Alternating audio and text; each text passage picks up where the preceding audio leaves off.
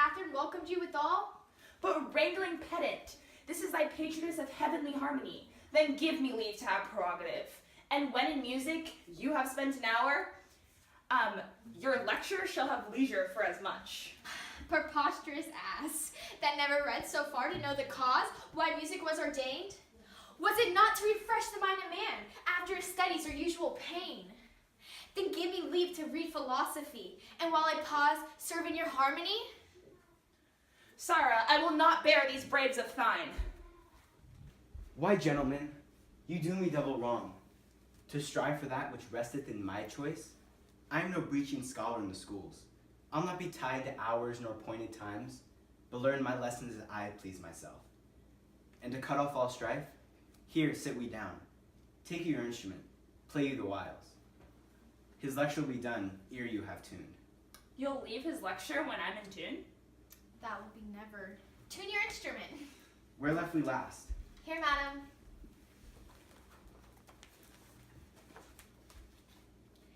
Hic ibat si mois, hic estate sigaria Toulouse, hic starat primai regia salas sinis. Construe them. Hic ibat, as I told you before, si mois, I am Lucentio.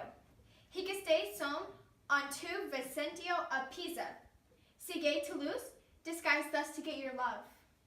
Hic starat, and that Lucentio that comes a wooing. Priami is my mantranio, regia, bearing my part. Salasines, that we might beguile the old pendulum.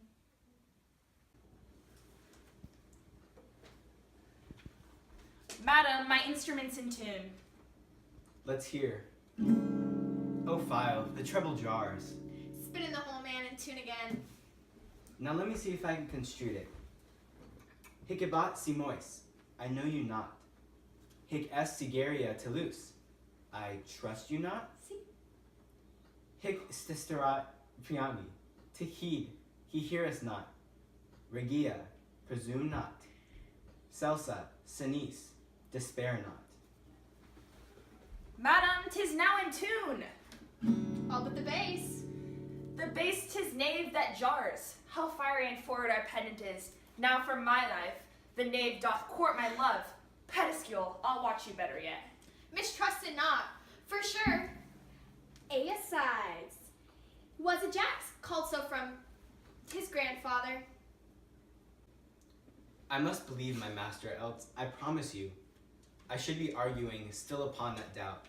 But let it rest. Now, Lycio, to you, good masters, take it not unkindly, pray, that I have been thus pleasant with you both. You may go walk and lead me a while. My lessons make no music in 3 parts. Are you so formal, sir? Well, I must wait and watch.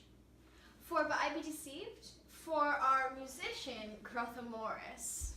Madam, before you touch the instrument, to learn the order of my fingering, I must begin with the rudiments of art, to teach you the gamut in a briefer sort, more pleasant, pithy, and effectual, that hath been taught by any of my trade. And there it is in writing, fairly drawn. Why, I am past my gamut long ago. Yet read the gamut of Hortensio? Gamut I am, the ground of all accord. Array, to plead Hortensio's passion. Be me, Bianca, that take him for thy lord. Say Faut, that loves with all affection. De sol re, one clef, 2 notes have I. A la mi, show pity or I die. Call you this gamut? Tut, I like it not. Old fashions please me best. I am not so nice. To change true rules for old inventions? Mistress, your father prays you leave your books and help to dress your sister chamber up. You know tomorrow is the wedding day. Farewell, sweet masters both. I must be gone. Faith, mistress, then I have no cause to stay. But I have a cause to pry into this pedant. Methinks he looks as though he were in love. Yet if thy thoughts, Bianca, be so humble to cast thy wandering eyes on every stale, seize thee thy list. If once I find thee raging, Hortensio will be quiet, and thee by changing.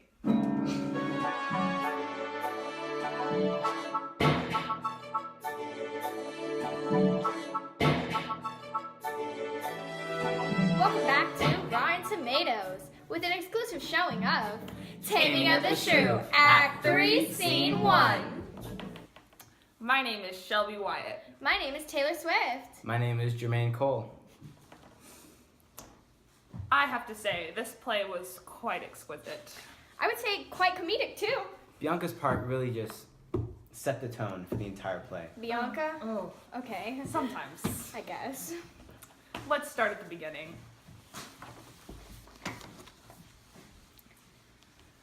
Lucentio and Hortensio's arguing is hilarious. I just like how they throw blows at each other. Yeah, the entire time they just take shots at each other. Don't you agree? Yeah, I like when Lucentio says to know the cause why music was ordained, which he's saying that you're not even educated enough to talk about the music to Bianca. I quite agree with that. Let's talk about when Bianca comes in. right. Her first two lines, I think it's obvious that Bianca owns the entire act. She says, "Why, gentlemen, you do me double wrong, to strive for that which resteth in my choice." See, I get what you're saying, you know? However, to me, it's just like Bianca's manipulative and she's taking control of the whole situation and using it as her advantage. I wouldn't say she's taking control of the situation. I think that she's so strong of a character that she just holds that power without even wanting or knowing it. That she Well- holds that power over those two boys. I mean, it's obviously up to her who she gets in the end. Exactly, yeah. She, And that's the she part- gets to choose. And I that's think written she's in. Her trying power is written in. she's trying to find the weakest one so that she can, Pluck them off. yes. Exactly, And so in and- the end, she can get what she wants. And it's very clear to us at the very beginning that Bianca's going to choose Lucentio. Yes, I think that because you can tell throughout the act that she's trying to ignore Hortensio. The entire time, Hortensio's fixing, tuning his instrument for Bianca, and she just keeps sending him away. Yeah, for example, Hortensio says, "Madam, my instrument's in tune," and so she keeps saying, "Let's hear," and she tells him that his high notes are off when she says, "Oh, fill the treble jars." And then she turns right back to Lucentio and says, "Now let me see if I can construe it," and starts speaking back to Lucentio instead of Hortensio.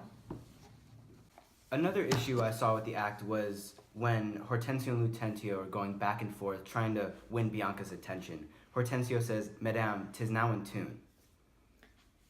And Bianca says, "Let's hear, oh, file the treble jars," while Lucentio then continues to say, "Spit in the hole, man, and tune again," letting Hortensio know that it is not in tune and he can go back and fix it once again to keep his attention off of Bianca.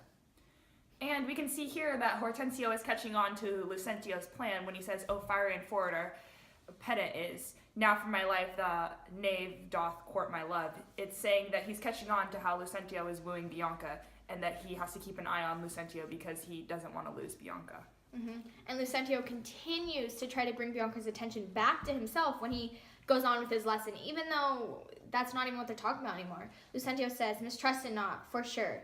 Eosides was the Jax, called so from his grandfather," bringing the attention back to the lesson that has to do with Lucentio and away from what has to do with Hortensio. And I think Lucentio does a good job of trying to woo Bianca's attention. He continues to go at her over and over and over again, and Hortensio just sits in the back and just lets Lucentio continue to go after her, getting her attention. And I think that's what Bianca admires about Lucentio is his continuous striving to get her attention and always wanting to be with her, gaining her attention all the time. I don't think it's fair to Lucentio or Hortensio because Hortensio's trying so hard, but he knows in the end he won't end up getting Bianca, and I feel like Bianca's just playing him the whole time. Exactly, and that becomes very clear at the very end when he said, when Hortensio says, "If once I find thee ranging, Hortensio will be quit with thee by changing."